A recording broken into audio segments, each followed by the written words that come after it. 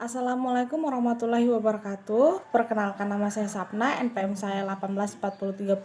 Saya dari prodi THP, saya angkatan 18. Di sini saya akan memenuhi mata kuliah saya, yaitu mata kuliah sanitasi.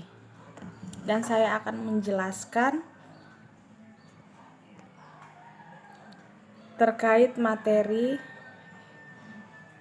yang ada di pelajaran MK ini. Yang pertama yaitu sanitasi dan sanitizer dalam industri pangan.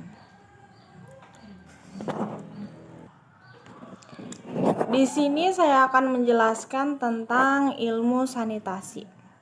Manusia selalu berusaha mengubah lingkungan dengan cara-cara tertentu agar menghasilkan yang paling menguntungkan baginya. Salah satunya yaitu berusaha menghasilkan yang sinitiar bagi lingkungan usaha-usaha di himpunan manusia dan dijadikan ilmu sanitasi.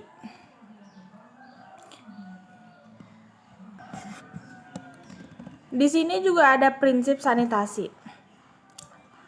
Prinsip sanitasi yaitu program sanitasi yang dijalankan sama sekali bukan untuk mengatasi masalah kotoran lingkungan atau kotorannya pemrosesan bahan, tetapi untuk menghilangkan kontaminasi dari makanan dan mesin pengolahan makanan serta mencegah terjadinya kontaminasi kembali. Di sini juga ada sumber kontaminasi. Saya akan sebutkan satu persatu, yaitu bahan baku mentah, yang kedua peralatan untuk sterilisasi panas, yang ketiga air untuk pengolahan makanan, yang keempat air pendidih kaleng, dan juga ada tahap-tahap hygiene dan sanitasi.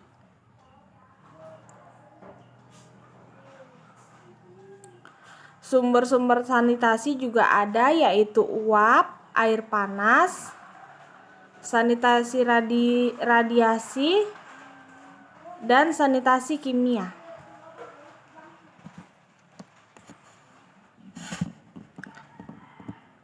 Di sini juga ada sifat-sifat sanitizer, sifat-sifat instruksi mikroba. Sanitizer yang efektif harus mempunyai aktivitas yang seragam, spektrumnya luas terhadap sel-sel vegetatif dari bakteri, kapan, dan kamir.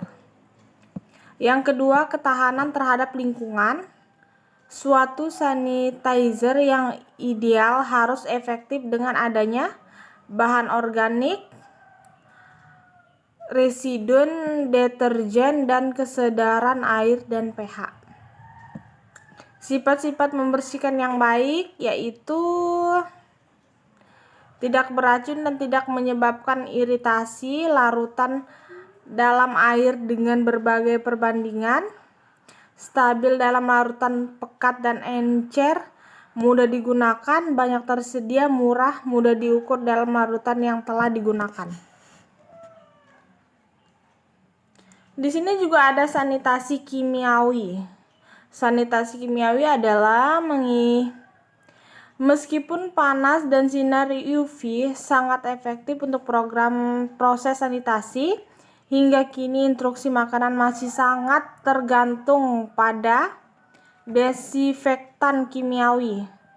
Desinfektan tersebut akan membasmi sebagian besar mikroba meskipun tidak 100%. Yang penting adalah karyawan wajib mempertimbangkan bahwa spora mikroba bisa terdapat terhadap desinfektan. Jadi permukaan yang sudah diberi desinfektan adalah tidak steril sesudah sanitasi. Jumlah mikroba berkurang banyak tapi tidak steril, karena steril berarti tidak ada mikroba. Baiklah, selanjutnya materinya yaitu penerapan sanitasi dan hygiene pada pembekuan ikan agoli Pristifomoldes multidens.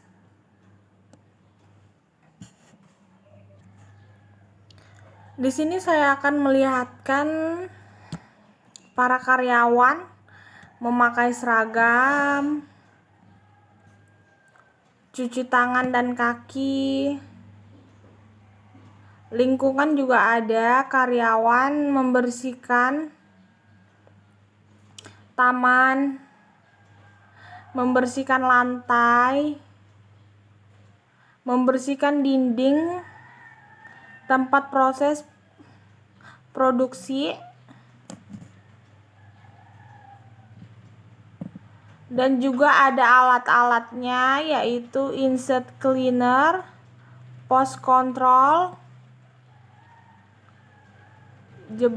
jebakan tikus kalau semisal ada tikus,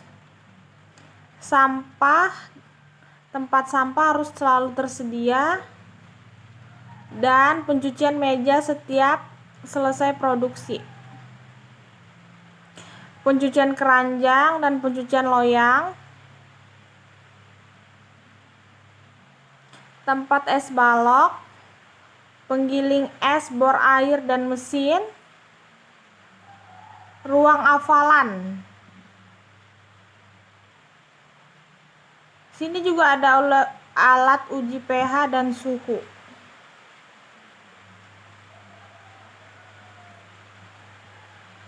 Dan yang terakhir, pengolahan air limbah, IPAL.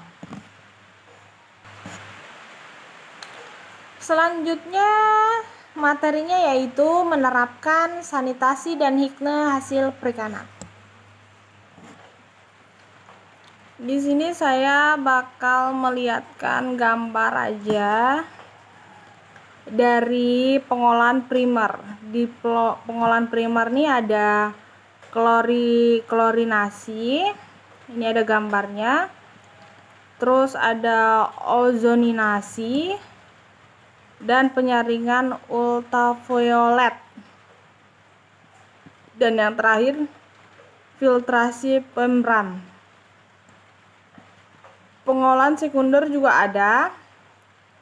Yang pertama sedimentasi, yang kedua filtrasi. Filtrasi itu berisi dengan filtrasi Cardigan dan filtrasi pasir cepat.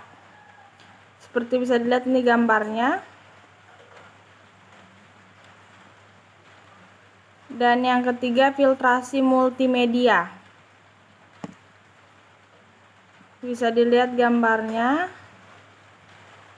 Dan yang keempat filtrasi aliran atas.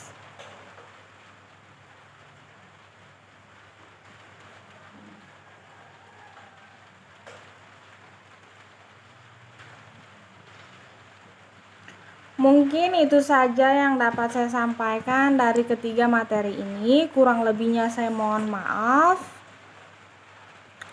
Jika ada kesalahan saya mohon maaf. Wassalamualaikum warahmatullahi wabarakatuh.